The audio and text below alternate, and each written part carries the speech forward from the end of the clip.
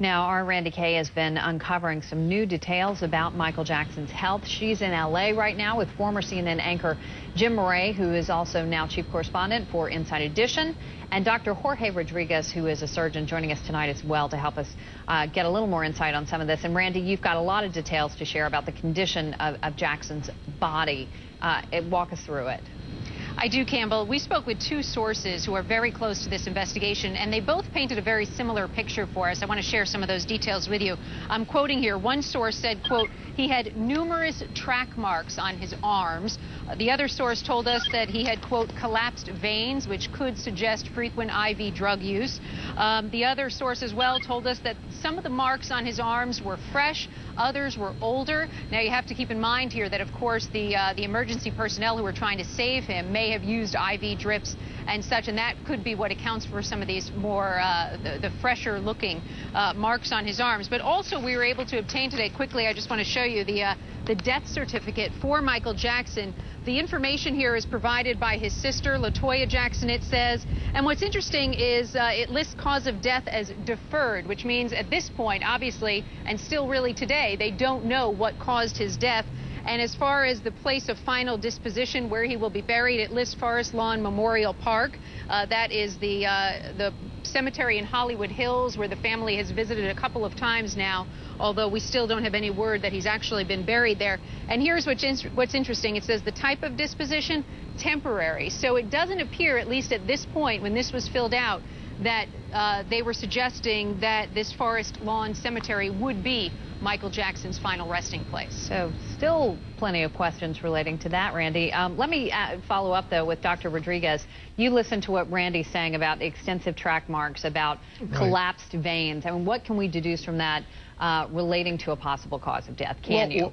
What you can deduce from anybody that has collapsed veins or scarred veins, which is what I interpret as, is that this is something that didn't happen overnight. For someone to have sclerosed veins, track marks is a chronic use of that vein so that it becomes inflamed, and then eventually that turns into a scar. So having that as evidence means that this person, this didn't happen overnight. This is a chronic, month-long, maybe year-long occurrence. And Jim, what does this mean for the investigation? Well, it's really what we've been talking about. You're going to get the toxicology results. That may, in fact, tell you the cause of death. But as the doctor just stated, there's also a separate investigation looking at a broader range of the doctors who've been treating Michael Jackson over a period of months or years, what they've been prescribing, in whose names they've been prescribing them, whether he was doctor shopping. So it's really a broader question than what killed him. It's, as the doctor said, this is a chronic issue. Randy, let me go back to you, because aside from the needle marks, you also have some information about the more general condition of his body.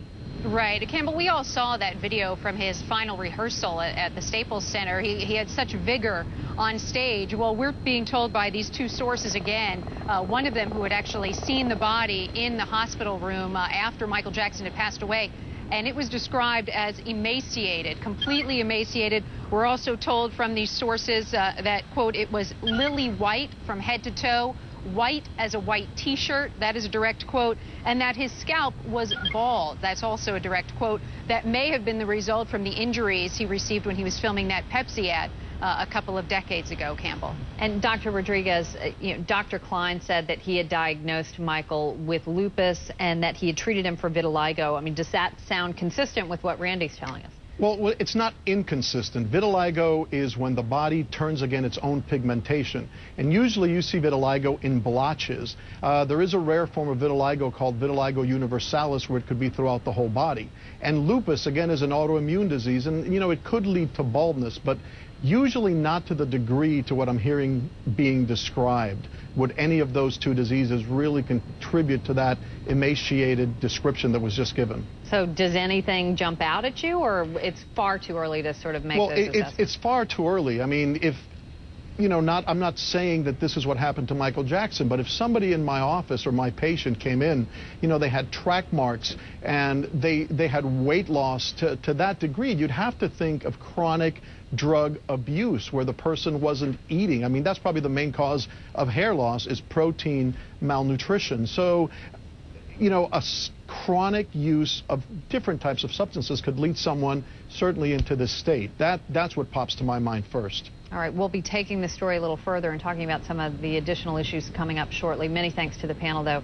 Got to take a quick break.